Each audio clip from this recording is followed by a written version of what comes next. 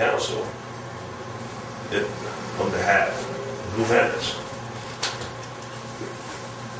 Let's see. Amen. Give me another glass of that salt liquid, man. I'll do it. And screwed it up right now. But I'm going to have to go back one day and talk to them about getting some help and what have you. And I hope that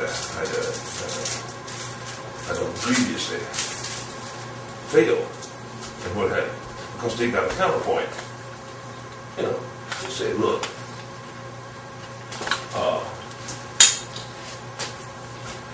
there are children, innocent children on the planet who've never done wrong. Say the word for them. And they say, that children, that child's ancestors is the cause of this trouble. He did not think about the child himself. Why should I? He instigated wars and intrigues that has killed tens of thousands, fought the love of mammon, and then to this edge of Washington.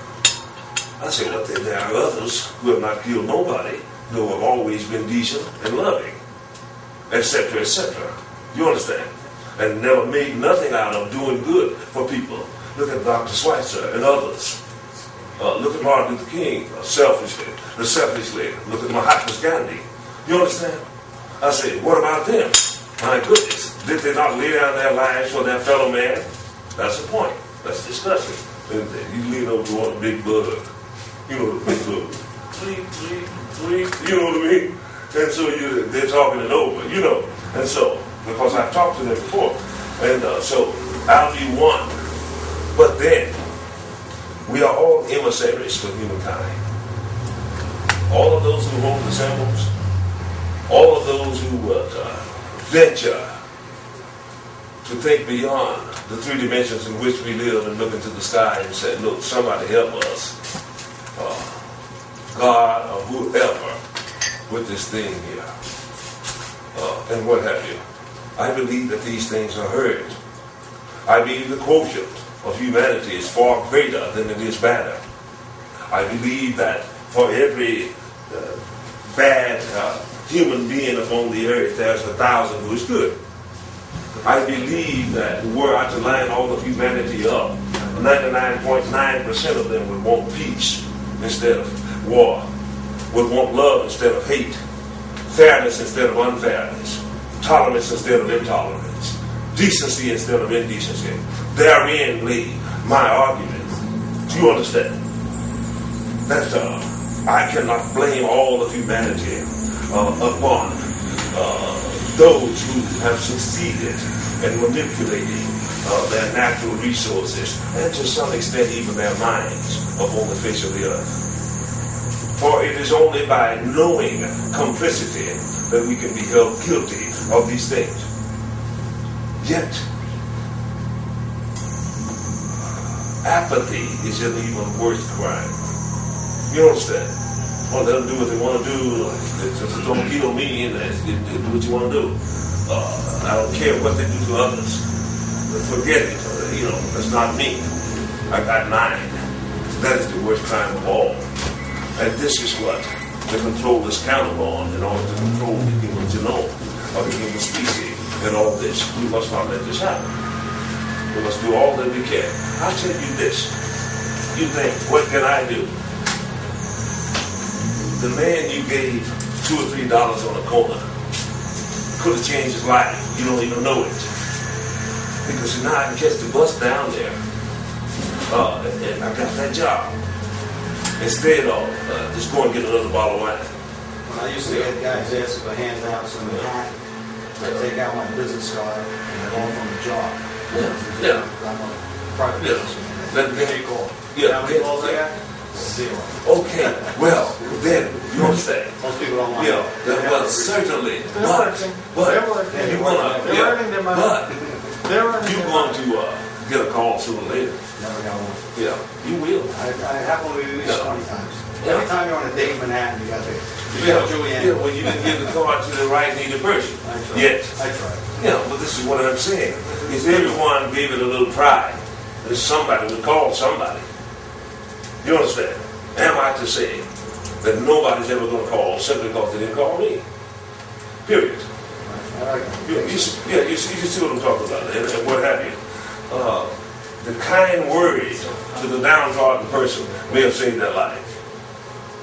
A common thing like a hug to a friend in a darkened moment could have set them on a different path. A word of encouragement. You see, and things of this nature. A simple smile. Hey, stop and say, hey, you in trouble, can I help you? All of these things adds to the quotient of the word of us all at all times. Hey, I don't know who I've helped many of the time. Give you $1 and give you the card off. Yeah, many of the time. In fact, me too. Yeah, get some money in the card. Anyway, give you the card. Many have been the times that we have entertained angels unaware. Do you understand? Don't think that everybody pushing the cart down the street is simply a person who does not care. He may not even be from this earth.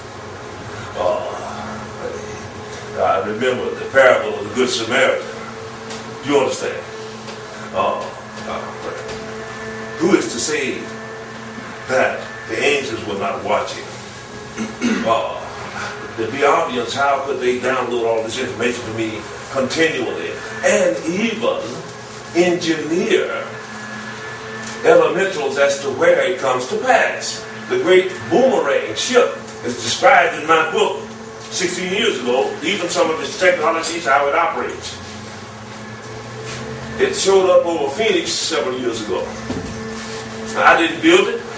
I didn't fly it up over Phoenix. But I had seen it. And I knew how it worked. Now it's on TV. Is that footage with like 7 lights? Yeah. So there's one more ship now? The center light is to control 3 ships under each wing. That fish goes up, and then some of them seen the ship leave and come back to under the wings. And things of this nature. I described this 16 years ago. How the hell did I know this? You see what I'm talking about? Because I was there and I've seen it. So these things are tending to come to pass. There have been other incidents also less well known and what have you that has transpired that some around me. Mexico City. Mexico City. Yeah.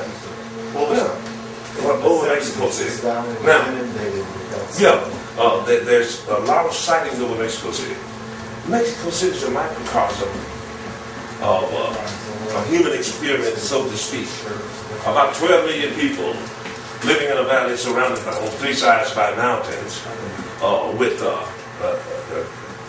juxtaposition of all sociological things. That is the most affluent and the very poorest.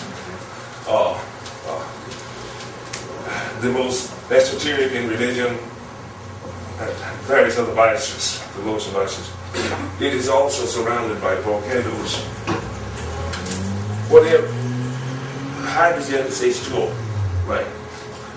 What emanates from volcanoes on the earth has an extra hydrogen atom. It's called H3O. This is a source of cleaner fuel, more compacted fuel for extraterrestrial craft. Maybe they're consuming that too. And then they are observing the human experience and what have you. I suspect that seismic activity in the area, such as volcanoes and things of this nature, also interest them in all of this. You see what I mean? So there are many reasons for observing your wind. Yeah, they had a reason for coming and getting me. Just me and the family couldn't wake up. Why did they let the mothership be seen? Why did they let the mothership be seen that Because we don't have a lot of time. Period. So it's purposely done. Yeah, purposely. You can't approach it. Right. But they did allow pictures and they Yeah. had it on our exam. Yeah. And 7 years ago, they scrambled that ship towards Saturn. I suspect, based a lot upon the information that I've given them. I thought of that. Yeah, you see. Why do we all this happen? Yeah, right. And everything. And I didn't even know why they're there at Saturn. They're not simply there at Saturn because it's cute. They're at Saturn because Saturn, I counted 23 large moons. Decent moon. Now they've discovered more, but only some smaller that I paid no attention to at the time. On Saturn proper and the 23 moons surrounding it is all of the metallurgic, chemical, and various precious metals, carbon compositors, anything else, water in the rings, hydrogen in the rings melting down the ice. Well, in Europa, it's supposed to be an ocean we're going through. Yeah. And think of what I'm saying is they have everything there they need to support a megalithic ship like the mothership, because aliens have to eat, they have to keep the power running, and things of this nature. You understand? And they can get it all from there, and it's just a hop, skip, and a jump to Earth. It's only 750,000 miles. You do that in 15 seconds once you reach the one window. What do they? Yeah, well, the transitions, I believe, eat like many reptiles. They actually eat meat, and there are certain times when they need hemoglobin and various other organic compounds, and this may result in the mutilation of cattle and things of this nature when the females are in estrus, so to speak, when they're going to hatch or when they need to lay eggs or what have you. The Biavians are vegetarians. I've never seen them eat solids. They eat liquids. They got these little vials of liquid, and he had a little straw. And he hit it, And so one day, when he wasn't paying much attention, I eased one out of his belt and popped the cap on it and hit it. And it tastes all crappy. I said, man, what? This is what y'all eat. He went on to explain that it had all the nutrients, blah, blah, blah, blah. So, that it was necessary and blah, blah, blah, and all that. I said, hey, man, just nuke me up some eggs and bacon up in here. And, I'm not eating this. What's this dry crap? And so, but they apparently... Like vitamins or something like that. Yeah. And that's what they eat. Well, that's what the Biavians themselves, the Swede, they are vegetarians. They eat vegetables like other insects and things of this nature. There's an Iborian garden aboard that great mothership, wherein many tropical plants and fish and things of this nature are grown and all this, and what have you. And the Neptunians, being water people, probably eat the fish. More seafood eaters mostly, and things of this nature. But they actually eat, and they have to produce this stuff. The great mothership has 7 hydrogen-fed fusion cores, each generating 7,777 gigawatts of electromagnetic flux. The reason it is between Saturn and its great moon is because I am told that there is a certain distance between that moon and Saturn, where the gravitational pull from the moon and the gravitational pull from Saturn proper tends to nullify each other out, thereby making the mothership use less power in order to sustain this equilibrium. You see what I mean? It doesn't have to work against the gravity of each body because it's situated where they nullify each other out and what have you. Is home planet within our galaxy? It's in our galaxy. It's in what we call the Taurus constellation in our heavens. It is roughly 450 light years from Earth. Now they can traverse that distance in about 4.5 years, as we measure time, which means that they can run roughly speed infinity 100 times the speed of light. It's roughly 100 times the speed of light. However, there are greater technologies. I witnessed one time. A greater technology. You understand? We had an experience back in 68 or 69 at a New Year's party where people didn't start showing up till about 11:45, and hors d'oeuvres and everything was still in the oven. Everyone went through all the food. Some people were playing music in another room. Other people were reading poetry. In the living room, people were having dialogue. Then all of a sudden, everyone went to sleep. And when everyone started to wake up, it was about 2 minutes to 12. So all of this went on in the span of 45 minutes. So that time sped up, but slowed down. Yeah. There are time-spatial displacements. How many times have any of you woke up and said, man, this sure don't seem like Monday. It seems like Saturday. Now, if you walk out of your door and the next 20 people come down the street, you ask, what day it seem like to you? I bet you the biggest portion of it say, well, it seems like Saturday. To me, time has actually... no concept. It has warped. Yeah. There's no concept. Right. What day of the week are you gonna have? It has warped. Now, that's the schism running through it, like that. However, it will right itself. Tomorrow will seem like Tuesday because it's back now. You understand? But it happens all the time. So time is relative, meaning that it means what it means to you at a given place and point in time, period. And what have you. It can be manipulated scientifically. But it also... go faster. Yeah, of course. When you reach light speed, time stops. Faster than it, time reverses. Start running backwards. You know what I'm saying? So you're squeezing time back to you. Right. And you're booking there. Look at Jan, he's like a big gummy bear. You know what I mean? He's translucent. You're booking. Yeah. Yes, indeed. And all these things, we may ultimately someday do, or will ultimately someday do, if we survive this crucial time, which is your lifetime and mine, on this planet. If we get past this time, perhaps we can go on to do some of these fantastic things that has already been accomplished and out in the galaxy. Yes, most definitely. So, what's the greater invention, greater technology? What's the greater technology you're alluding to? So you know what greater technology is? Oh, once in the midst of hyperspace, we were literally traveling back to see the destruction of the dinosaurs. And suddenly, a plasmic ball, that's the only way I could describe it, just zipped up and stopped. You know, in fact, they had to slow down. For us, we only travel 100 times the speed of light. You know what I mean?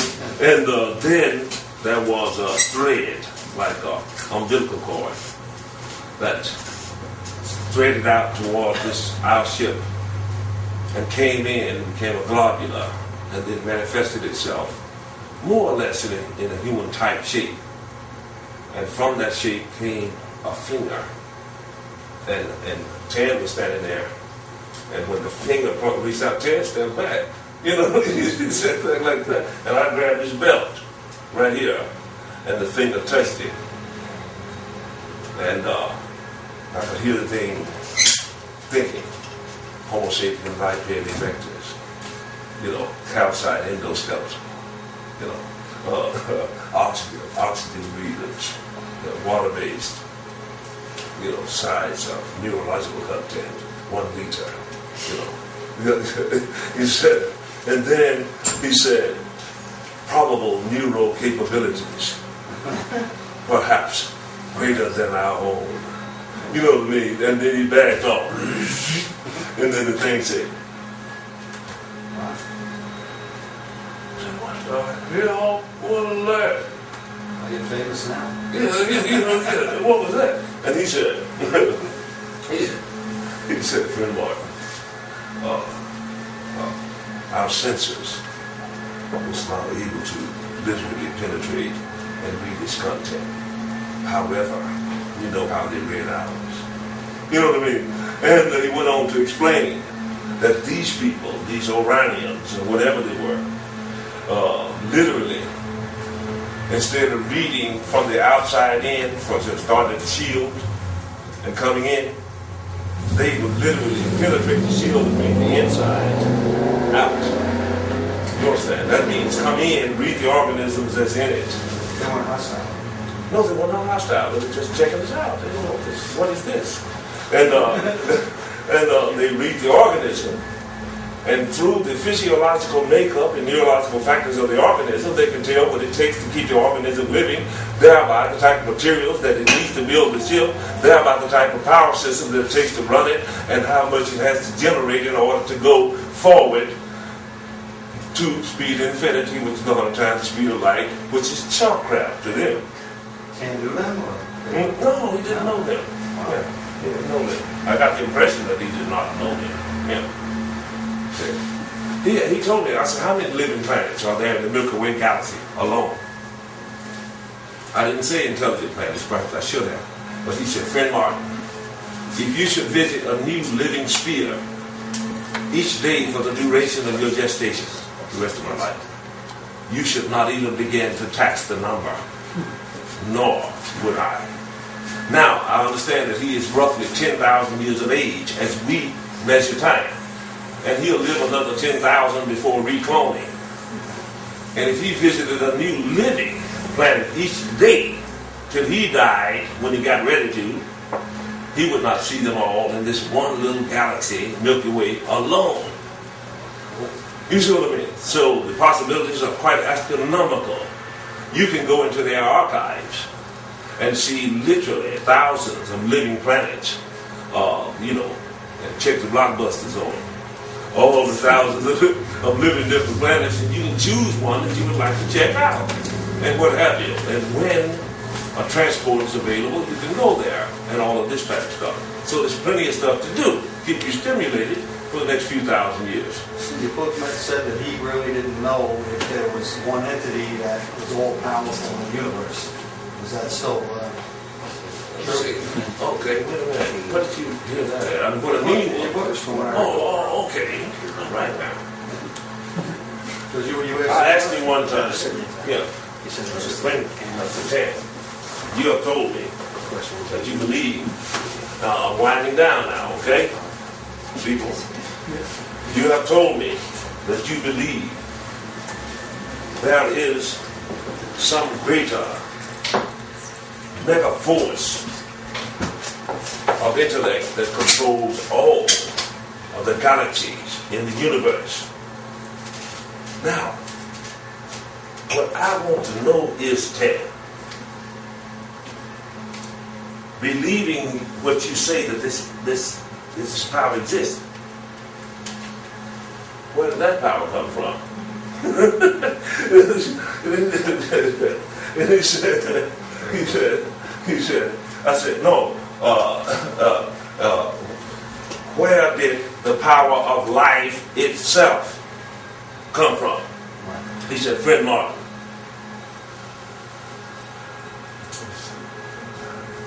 let me explain as best I can this scientific fact. In the vastness and the darkness of space, there are subisotopic particles that are alive with electromagnetism. And these magnetic particles are drawn together, ultimately forming a nucleus, which then becomes more powerful, drawing in other particles and gases and carbons and clouds and things of this nature, until this particle, this entity, becomes so great until its great size and density can no longer support itself, and thus it novas, sending out literally billions of living and non-animate particles and bodies into the galaxies. By the gravitational pull of one another, ultimately they will settle into a spiral, and this is what you call a galaxy. Now, the gases that have built up and the iceous content within certain bodies that settle then to orbit around the sun would ultimately begin to melt due to the gravitational pull of the magma and the heat within the item, and thus this liquid will condense and seep through and steam up into the stratosphere, causing clouds. The downpour from these clouds, agitated by lightning or electromagnetism, will cause the waters to fall and your oceans to form.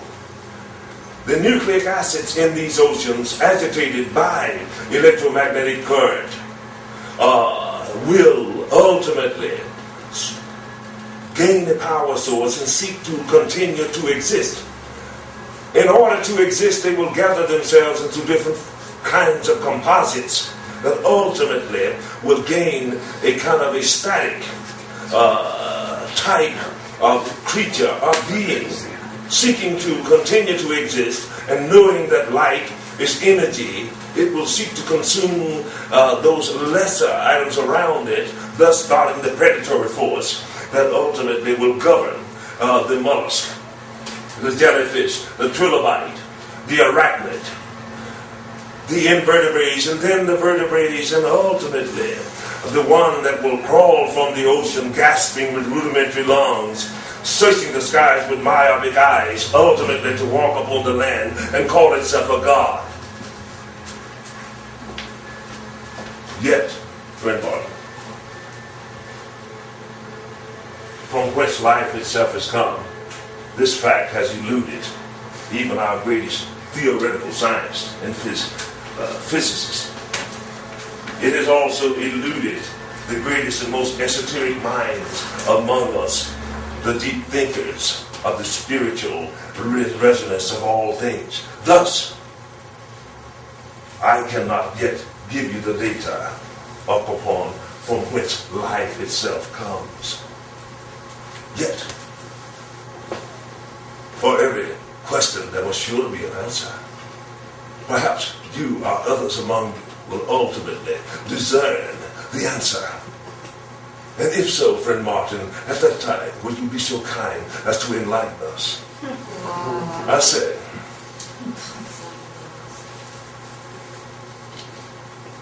I just asked you a simple question about where God come from, and you start talking all that space smack. I said, now, yeah, okay, all right, I'm going to keep searching, all right. When I do find out where God come from, I ain't telling you nothing. Big head dog.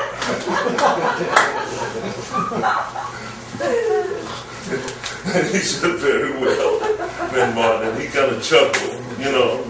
And Nella, she just, you know, she was more expressive than him. They was actually laughing, you know what I mean, and everything, because he had really got me, yet he didn't tell me no lie. You understand? They've been out of our galaxy, I guess, right? They've been out of our galaxy. Oh yeah. And but for all that is to see, as he said, what they have thus far seen is but one grain of sand upon an infinite beach of knowledge. Now, peoples, that's about the end of this lecture, and I notice that you all are not spending much money or anything, but I love you anyhow, you know, and what have you. Nonetheless, I think that this has been good, hasn't it? Yeah. You know why it was good? Because you asked the right questions. You see? I never would have come up with it had it not been, you had not punched in the right sequence and accessed it. See what I mean? And so that's great. This is why I'm always fascinated with people, because they come up with the stuff that ordinarily I wouldn't think about at the time and probably would not have thought about it on this occasion. You understand? But now that it's been uplifted again, it brings it forward in my psyche. Therefore, I can build upon it and get back to that question. You see what I mean? And what have you. So I appreciate that, sir.